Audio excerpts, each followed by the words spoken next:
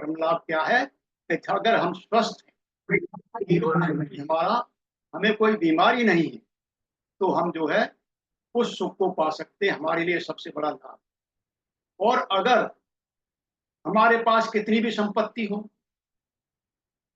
कितना भी कुटुंब बड़ा हो, कितना भी हमारे पास द्रव्य हो, हर चीज से संपन्न हो, अगर हम संतुष्ट नहीं है, कितना भी हमारे पास ज्ञान हो, अगर हम संतुष्ट नहीं है, तो फिर वो भी बेकार है। तो संतोष सबसे बड़ा धन है। संतुष्टि परम धन, उससे बड़ा कोई धन है नहीं। परम का मतलब होता है इससे आगे कुछ भी नहीं है। तो संतोष सबसे बड़ा धन है। विश्वास परमा ज्ञाति, यानी बंधु, ये भाई हमारे कुछ नहीं करते। अगर विश्वास जिसके ऊपर जम गया, जिसके आप ऊपर आपका विश्वास जम गया, जो विश्वास पात्र हो गया, वो जो है सबसे बड़ा सखा हो सकता है, सबसे बड़ा भाई हो सकता है, सबसे बड़ा जो है बंधु हो सकता है आपका। और निब्बानंग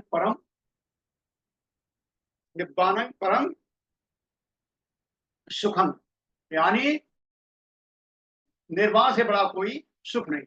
निर्वाण का मतलब है आसक्ति रहित जीवन। हम किसी में आसक्त नहीं। हम कैसे खेल रहे हैं, जिस प्रकार से बच्चे के सामने कुछ खिलौने डाल देते हैं, वो कुछ से खेलता है, कुछ को छोड़ देता है, फिर खेलता रहता है, उससे मन भर जाता है, छोड़ देता है वहीं पर। इसी प्रकार से ये जितना भी भौतिक अस्तित्व है हमारे पास, जितनी भी भौतिकता है, इसको हम उस खेल की तरह खेलते रहें, अपने मन से ना चुपकाएं, वही निर्वाण। निर्वाण का मतलब है महाशांति। निर्वाण का मतलब है महाशांति, अगाध शांति, जहां शांति के अलावा कुछ है ही नहीं। तो भाई और बहनों, हम बढ़ते हैं आगे। पिछली बार मैंने आपको भव के बारे में बता रहा था, मैं आपको बहुत अच्छी तरह से, कुछ आपने पकड़ा होगा, कुछ सुना होगा। तो भव उपादान से भव पैदा होता है, और चार उपादान हैं, वो मैंने बताया था आपको पिछली बार भी। ये चार उपादान ही हैं जो आसव बनते हैं आगे चलकर। आसव बनते हैं जिसकी वजह से हम अविद्या में फंस जाते हैं। चार उपादान काम उपादान है, भव उपादान है, दृष्टि उपादान है, और अविद्या उपादान है। ये चारों उपादान जब संग्रह हो जाता है, तो यही आगे चल करके जो है अविद्या के रूप में परिवर्तित हो जाते हैं। इनकी वजह से हम जो अविद्या में आते रहे। तो मैंने आपको बताया था पिछली बार, भव भव को मैं डिफाइन कर रहा था यहाँ पर, तो उसमें तीन प्रकार के भव बताए थे मैंने। काम भव, रूप भव, और जो है अरूप भव। तो हमारे सामने, हमारे आगे पीछे जितना भी भौतिक अस्तित्व है, हमारे शरीर के समेत जो भी भौतिक अस्तित्व आपके संपर्क में आ रहा है, वो सारा का सारा क्या है, काम भव के रूप में है। ये जो भी हमारा भौतिक अस्तित्व, ये पूरा का पूरा क्या है, ये पूरा हमारा क्या है, काम भव के अंदर। ये इच्छा की दुनिया है। यहाँ हमारी विभिन्न प्रकार की इच्छाएं जो है उत्पन्न होती रहती हैं। इच्छाओं की वजह से हम आसक्तियों में फंसते रहते हैं, कहीं न कहीं हम आसक्तियों में फंसते रहते हैं। ये सारा का सारा क्या है, हमारा काम भव है। और काम भव क्या है, ये इंद्रियों का जंजाल है। ये इंद्रियां हमको जो बाह्य जगत में ले जाती, हमें जो है अंदर नहीं जाने देती। अंदर क्या है, तो बुद्धत्व प्राप्त करने से पहले सिद्धार्थ गौतम बोधि वृक्ष के नीचे क्या कर रहे थे, यही तो कर रहे थे, आसक्तियों से छुटकारा पा रहे थे। आसक्तियों से छुटकारा पा रहे थे, लेकिन आसक्तियां भी कई प्रकार की होती हैं। लेकिन हम यहां पर सिर्फ दो ही लेंगे, कुशल और अकुशल। अब आप कहेंगे अकुशल को तो छोड़ सकते हैं, लेकिन कुशल को कैसे छोड़ेंगे। कुशल भी हमारी लिपटी रहेगी आसक्ति। अगर हम कुशल में भी लगे रहेंगे, तो वो भी हमारा आगे चल के बंधन बन जाएगा। वो भी बंधन बन जाएगा, वो हमको आगे नहीं बढ़ने, तो वो बंधन बन जाता है। तो ये जितने भी हमारी इंद्रियों की जो संतुष्टि के लिए कार्य करते रहते हैं, वो सारा का सारा काम भव के अंदर आता है। उसके बाद रूप भव है। रूप भव क्या है कि इसको हम अंतर दृष्टि से देखें, अपनी अंतर दृष्टि से देखें कि हमारे अंदर क्या है। तो सिद्धार्थ गौतम वहां क्या कर रहे थे? 6 साल उन्होंने तप किया बहुत बड़ा, लेकिन कुछ प्राप्त नहीं हुआ। उसके बाद बोधि वृक्ष के नीचे आ गए, फिर उन्होंने ध्यान लगाया वहां पर, फिर बाहरी दुनिया में गए, और जब बाहरी दुनिया में जाकर के जब उन्हें कुछ नहीं मिला, तब उन्होंने कहा अब अंदर चलिए। तो उन्होंने अपने अंदर खोजा कि इसमें क्या है, ये क्या है, और जब इसमें गए तो वो जो बुद्धत्व को प्राप्त हो गए। तो हमें कहां से मिलेगा? यहां से मिलेगा। ये क्या आता है? रूप। रूप भव के अंदर आता है। यहाँ जितना भी हमारे अंदर, कल जो है आपको करवाया था कायानुस्थिति ब्रह्मचारी बोधि प्रकाश जी ने बहुत अच्छी तरह से। तो उस कायानुस्थिति में एक एक अंग को आपने देखा, और इस अंग को भी प्रत्यंग हैं और अंग हैं, और सारे अंग श्रृंखलाओं से जुड़े हुए हैं। हर अंग कोई न किसी श्रृंखला से जुड़ा हुआ है। अब हम आहार अंग श्रृंखला को ले लें, यहां से मुख से लेके और गुदा तक जाता है, वो पूरी की पूरी आहार श्रृंखला है। तो ये एक श्रृंखला है पूरी तरह से। इसी तरह से ये नैनो से जो हम देखते हैं वो भी एक श्रृंखला है, सूंघते हैं वो भी एक श्रृंखला है। अनेक श्रृंखलाएं इस शरीर के अंदर काम कर रही हैं। इन श्रृंखलाओं को जो है बुद्धत्व प्राप्त होने से पहले भगवान बुद्ध ने वहां पर देखा, और उसके बाद जब बुद्धत्व प्राप्त हो गया, बुद्ध बन गए, उसके बावजूद वो जो है उस बोधि वृक्ष के नीचे इसको बराबर देख रहे हैं, इसको अजमा रहे हैं, बार बार उस पर ध्यान लगा रहे हैं, बार बार चिंतन कर रहे हैं, और लगातार उनको बार बार जब चिंतन करते हैं तो परिणाम एक ही आता है। परिणाम एक ही आता है। फिर भी उन्होंने किसी को नहीं बताया। इस प्रकार से ये क्या है, हमारे अंदर जो कुछ चल रहा है, जो जितनी भी श्रृंखलाएं चल रही हैं इस प्राणी जगत के, संपूर्ण जगत के अंदर, वो सारी की सारी रूप भव के अंदर आती। और तीसरा अरूप भव है। तीसरा रूप भव है कि जो श्रृंखलाएं ये चल रही हैं, इसमें भी कुछ और अन्य है जो हमको दिखाई नहीं देती, हम उनको नहीं देख सकते। मैंने बताया था पिछली बार आपको, शब्द आपको दिखाई नहीं देगा, रस आपको दिखाई नहीं देगा, हाँ, स्पर्श आपको दिखाई नहीं देगा, गंध आपको दिखाई नहीं देगी, लेकिन ये है, अस्तित्व में है ये। ऐसा नहीं कि नहीं है, इसे नकार नहीं सकते, ये इनका अस्तित्व है। तो ये सब किसमें आते हैं? रूप भव में। ये अस्तित्व है हमारा, ना होते हुए भी अस्तित्व है। तो बहुत ही अच्छी तरह से यहां पर जो है मिलिंद प्रश्न के अंदर बनते नागसेन समझाते हैं कि ना कुछ होते भी बहुत कुछ होता है। वो कहते हैं कि कोई चीज नहीं है तो बगैर नहीं के बगैर कोई चीज उत्पन्न नहीं हो सकती। ये क्या है कि काम भव भी हमारा, रूप भव भी है, अरूप भव भी है, तभी हम जो है कुछ चीज पैदा कर सकते हैं। तो यहाँ पर एक बार मिलिंद बोले, वो राजा मिलिंद बोला उनसे, जब बनते क्या ऐसे संस्कार हैं जो नहीं होकर भी पैदा होते हैं? क्या ऐसे संस्कार हैं जो नहीं होकर भी पैदा होते हैं? कुछ नहीं है और फिर भी पैदा हो जाते हैं। यहाँ जादू नहीं चल रहा, क्या ईश्वर ने सब रच दिया? ऐसा कुछ भी नहीं है। बुद्ध के धम्म के अंदर, बुद्ध की दृष्टि के अंदर, बुद्ध की देशना के अंदर ऐसा कुछ भी नहीं है कि जहां पहले कुछ ना हो और उससे बन गया। इसका मतलब शून्य से बना दिया, ऐसा नहीं है। शून्य से कुछ नहीं बन सकता। तो ऐसे तब राजा मिलिंद बोलते हैं, महाराज ऐसे कोई संस्कार नहीं है जो नहीं होकर भी पैदा हो जाते। ये वे ही संस्कार पैदा होते हैं जिनका प्रभाव पहले से चला आ रहा है। जिनका प्रभाव पहले से चला आ रहा, वही संस्कार पैदा होते हैं, और कोई संस्कार ऐसे नहीं जो बिना होने से नहीं पैदा। तब राजा मिलिंद बोलता है कि भंते जरा उपमा देकर के बताइए, कोई उपमा दीजिए कृपा करके। तब नागसेन बोलते हैं, महाराज आप जिस घर में बैठे, क्या यह नहीं होकर भी हो गया? आप जिस घर में बैठे हैं, क्या ये नहीं होकर भी हो गया? तो वो कहते हैं,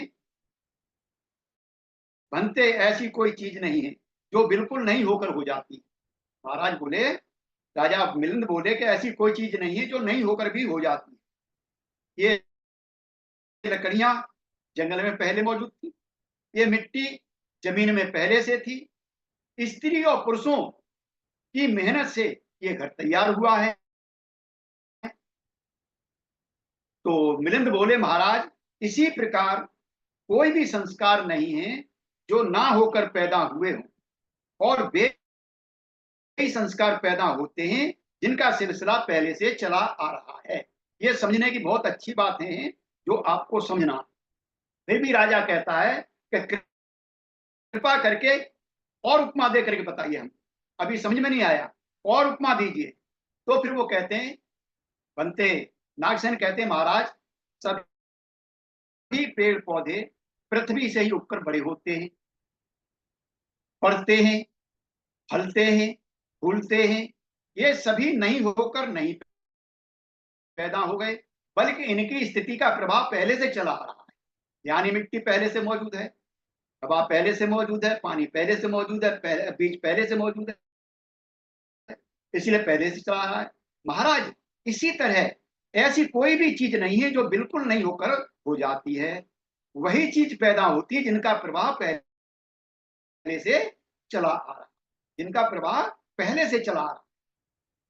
फिर भी राजा बोला, राजा मिलिंद फिर बोला नागसेन से, कृपया और उपमा दे करके बताइए, और खोलिए थोड़ा सा, कैसे हो जाता है ये। तो फिर राजा मिलिंद बोलते, वो नागसेन बोलते हैं, बनते नागसेन बोलते हैं, महाराज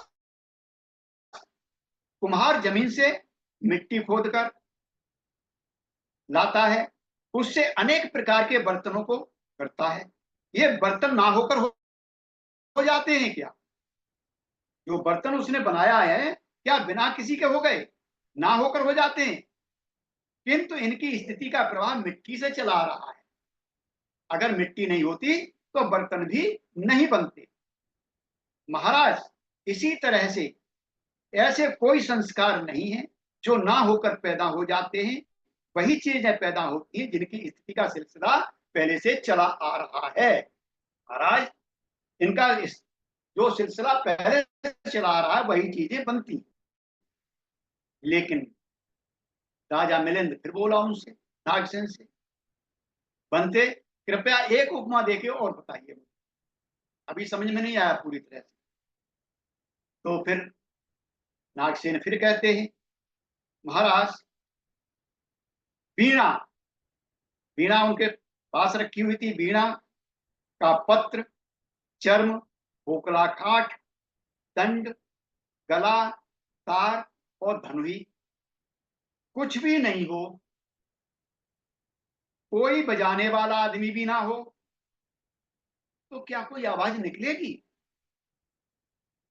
क्या कोई आवाज निकलेगी? नहीं बनते। और यदि ये सभी चीज हों तब तब आवाज निकलेगी। तो महाराज इसी प्रकार ऐसे कोई संस्कार नहीं जो ना होकर पैदा हो जाते हैं, वही चीजें पैदा होती हैं जिनकी स्थिति का प्रभाव पहले से चला आ रहा है, पहले से चला आ रहा। राजा मिलिंद बोला, भंते जी एक उदाहरण और दे के समझाइए, एक उदाहरण और दीजिए, अभी पूरी तरह समझ में नहीं आया, एक उदाहरण और दीजिए। तो बनते नागसेन कहते हैं, महाराज यदि अरणी हो, अरणी जानते हो, वो लकड़ी होती है दो जिनको रगड़ के आग बनाई जाती है, अरणी बोला जाता है उसको। पहले हमारे पूर्वज जो है इसी तरह से आग बनाते थे।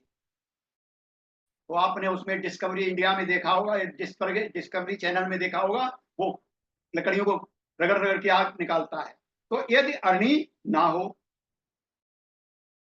और अरणी पोतक ना हो, मथने वाला ना हो, मथने की रस्सी ना हो, चिथड़ा भी ना हो, आग पैदा करने वाला कोई आदमी भी ना, उसको रहने वाला कोई आदमी भी ना हो, तो क्या आग निकलेगी? तो राजा कहता, बनते नहीं, ऐसा नहीं हो सकता, नहीं निकलेगी आग।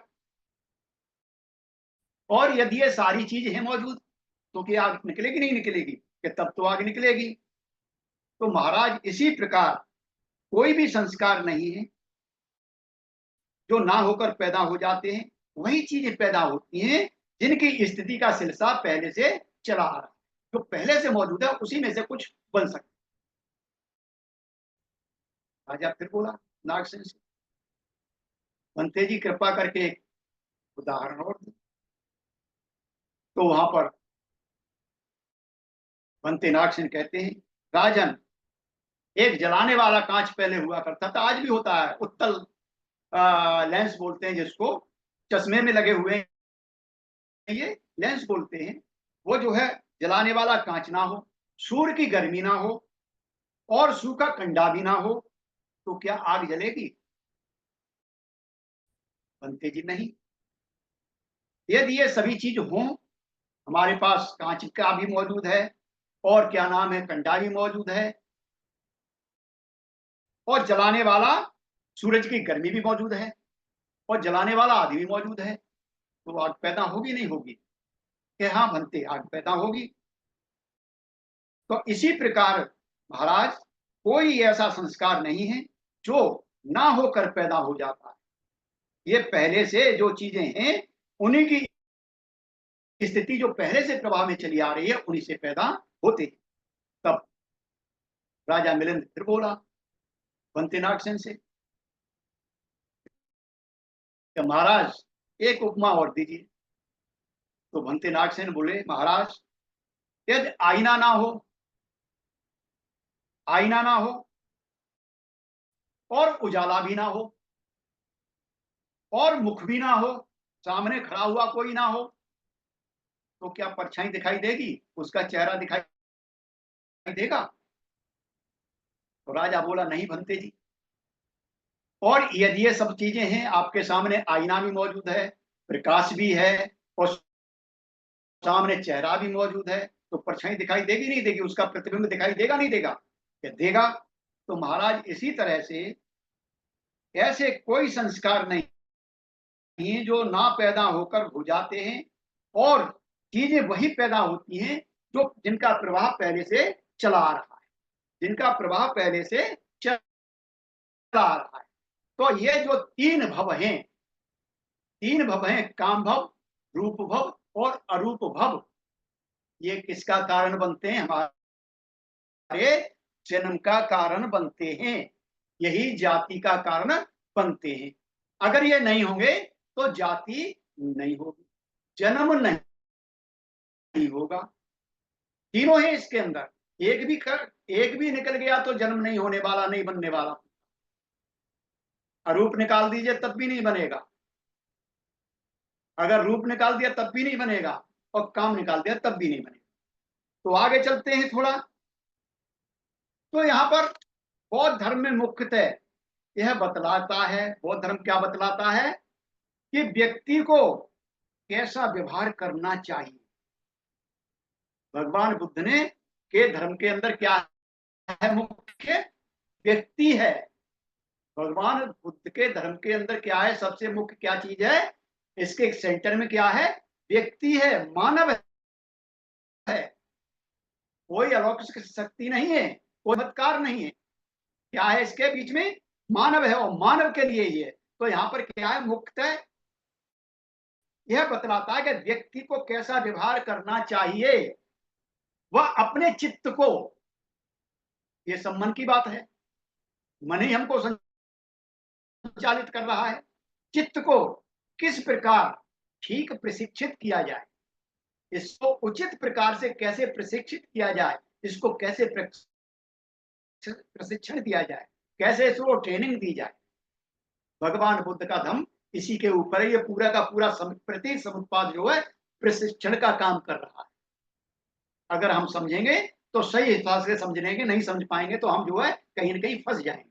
प्रति समुत्पाद के ना समझने की वजह से ही हम जो है आगे नहीं बढ़ पा रहे। बौद्ध विचारधारा में सभी कुछ अनात्म है, ऐसा कोई चीज नहीं जो स्थिर है, स्थायी है। कोई भी ऐसी चीज नहीं है जो परमानेंट है। इससे क्या है? इसके अंदर पंच स्कंदों की जानकारी को ही लोग आत्मा कहते हैं। जो पांच स्कंद हैं, रूप, वेदना, संज्ञा, संस्कार और विज्ञान, इनका जो इकट्ठे हो जाते हैं तो वहां बन जाता है, नहीं इकट्ठे होते हैं नहीं बनता है। लेकिन इसी को क्या समझ लेते हैं लोग, दूसरे रूह समझ लेते हैं, आत्मा समझ लेते हैं। तो वह भी संसरण के योग्य नहीं है, वो भी संसरण नहीं कर सकती। अगर इसको समझ लेते हैं तब भी वो संसरण नहीं कर सकती। इस प्रकार भव के प्रत्येक के अलावा, भव के प्रत्यय के अलावा अन्य कुछ सिद्ध नहीं होता। भव के प्रत्यय से ही जाति होती है, भव के प्रत्यय से ही जाति होती है। अगर भव है तो जाति होगी, भव नहीं है तो नहीं होगी। यानी पहले से जो मौजूद है उसी में से कुछ बन सकता है, पहले से जो मौजूद नहीं है तो कुछ भी नहीं बन सकता। जीरो में से, शून्य में से कुछ भी नहीं। भव चक्र से निकल पाने में निपट मूल जगत घड़े में बंद भमरे के समान भ्रम रहा है। एक भमरा जो घड़े में बंद हो गया है वो नहीं समझ पा रहा कि किधर से निकला जाए। इसी तरह से हम किस में फंसे हुए हैं, भव चक्र में फंसे हुए हैं। इस भव चक्र के अंदर हम फंसे हुए हैं, हमें नहीं दिखाई दे रहा, हमें नहीं सूझ रहा, हम नहीं समझ पा रहे कि कहां से निकलना है, किधर से हम निकल पाएंगे। भ्रमित हो गए हैं, भ्रम में हैं। और ये तीनों भव कैसे हैं, शरद ऋतु के वर्षा बादलों की तरह हैं, मेघों की तरह हैं। ये स्थिर नहीं है। शरद ऋतु के बादल एकत्रित नहीं होते, बरसात में तो इकट्ठे हो जाएंगे, लेकिन शरद ऋतु में आते हैं, बरस जाते हैं, चले जाते हैं, भाग जाते हैं, टिकने वाले नहीं हैं। और ये संस्कार भी टिकने वाले नहीं हैं, और तीनों भव भी टिकने वाले नहीं हैं। ये प्रतिक्षण बदल रहे हैं। जगत में भीड़ जुटाना और बिखेरना किसके समान है, नटों के समान है। पहले नट खेल करते थे, आपने देखा होगा पूर्व काल में, अब तो खैर कम है। पहले नट आते थे, खेल खेलने के लिए पूरा गांव इकट्ठा हो जाता था, थोड़ी देर में इकट्ठा हो गया और फिर बिखर गया। ऐसा कुछ भी नहीं है, ऐसा नहीं है। जगत में वायु है, दिखाई नहीं देती, चल रही है, हैं?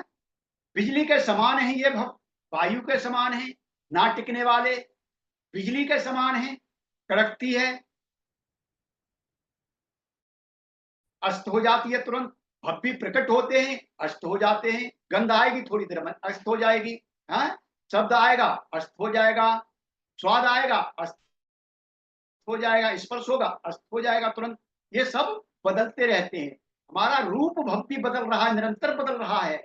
अरबों कोशिकाएं हमारी मर रही हैं, उनका अरबों कोशिकाएं नई आकर के उसका स्थान ले लेती हैं, बदल जाती हैं। प्रतिक्षण हमारा ये रूप बदल रहा है। लेकिन हमें जिस प्रकार से नदी का पानी बदलता रहता है, चलता रहता है, लेकिन हमें नदी वैसी दिखाई देती है। इतना सूक्ष्म परिवर्तन है कि वो वैसी की वैसी दिखाई देती है। इसी प्रकार से हमारा अस्तित्व भी ऐसे ही चलता रहता है। ये पहाड़ी नदी के समान है, ना टिकता है पानी। पहाड़ी नदी आपने देखी होगी कि बारिश होगी तो एकदम बाढ़ आ जाएगी और थोड़ी देर में साफ हो जाएगी, खत्म पानी। इस प्रकार से ये जो है ना टिकने वाले हैं। आकाश में कड़कती हुई बिजली के समान है। आकाश में जो बिजली कड़कती है कितने टाइम के लिए होती है, कुछ ही क्षण के लिए होती है। उसके समान है ये तीनों भव जो है उसके समान है, टिकने वाले नहीं है। भव समान है, ना टिकने वाले हैं।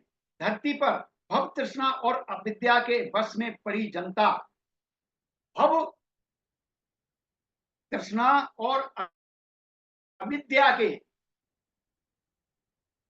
बस में पड़ी जनता कुम्हार के चाक की भांत घूम रही है, पलटे खा रही है।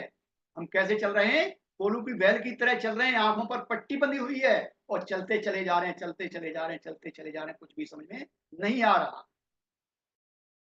हाँ, तो इस तरह से हम जो है चल रहे हैं। मानव भव रूपी कर्म क्षेत्र में, ये हमने बताया था, ये कर्म क्षेत्र भी है। भव भव जो है कर्म भी है, ये इससे बाहर नहीं है, सब कुछ इसी में आ रहा है, भव के अंदर ही आ रहा है। तो कर्म क्षेत्र में विज्ञान रूपी बीज बो करके, विज्ञान क्या है, बीज है। अगर विज्ञान ही होगा कोई अस्तित्व में नहीं आएगा। कहीं भी आप अप्लाई कर लीजिए, प्रति समुत्पाद हर वस्तु के ऊपर आपका अप्लाई होगा, एक मानव के ऊपर नहीं, हर प्राणी के ऊपर होगा। चल और अचल हर किसी के ऊपर होता है ये प्रति समुत्पाद। इसको ना समझने के मारे ही जो है हमारी जनता बंधी हुई रस्सियों में गांठ की तरह उलझी हुई है। हा? बीज, जो विज्ञान रूपी बीज को किससे हम सींच रहे हैं? तृष्णा रूपी जल से सींच रहे हैं। तृष्णा क्या है? हमारी इच्छाएं जो बलवती होती है, उसकी वजह से हम इधर उधर चलते रहते हैं। तो तृष्णा रूपी जल से हम सींच करके और अपना पुनर्भव रूपी वृक्ष तैयार कर रहे हैं। हम कहां से पैदा होंगे? इसके पुनर्भव होगा हमारा। जब तक हमारी तृष्णाएं रहेंगी हमारा पुनर्भव होता रहेगा। जब तक हमारी तृष्णा रहेंगी तब तक हमारा पुनर्भव होता रहेगा। तो भगवान बुद्ध बोधि वृक्ष के नीचे बैठे ही सिद्धार्थ गौतम के रूप में, पहले भी बताया है मैंने, बहुत सारी चीजें आती रहती हैं।